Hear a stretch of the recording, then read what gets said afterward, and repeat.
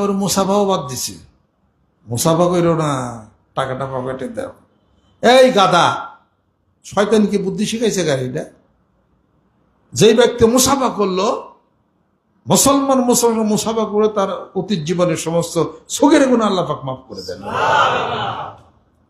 মুরিদের নাপাক হাত পীরের পাক হাতের সাথে ধরে না, এটা শয়তানি এত ওয়াসওয়াসা ছাড়া কিছু না।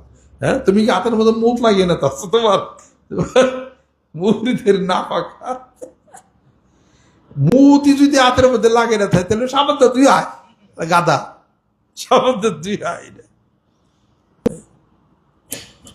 কাজে মুসাফা করার হুকুম, যে ব্যক্তি মুসাফা করলো ইয়াগফিরুল্লাহু লানা ওয়া লাকুম, দোয়াইতেছে মুসাফা। মুসলমান দেখালে কি হবে?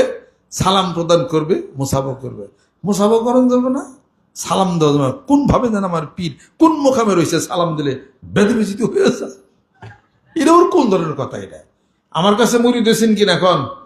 আমি যা শিখাবে তাই শিখবেন।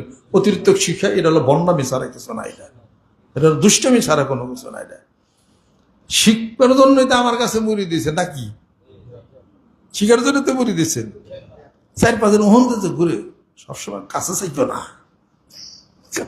এরকম একদল বাইরেছে ঈদা নেই, এত কাছে চাপা কি করবেন নিজে?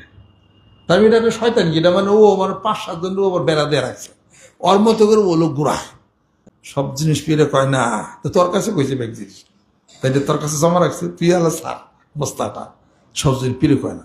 পীরে যদি নাই তো মুড়ি দইব কেমনি করে? হ্যাঁ, তুলে পীর সব সারবো না, জানো? আজকে 20 বছর পীরের বেঁচে 20 বছর থাকলে কি হবা? আরে 30 বছরের 40 বছরের মান্দার গাছ ফাইরে মানুষ আগুন দা পুরে, আর 6 বছর আম গাছ ওরা যত্ন করে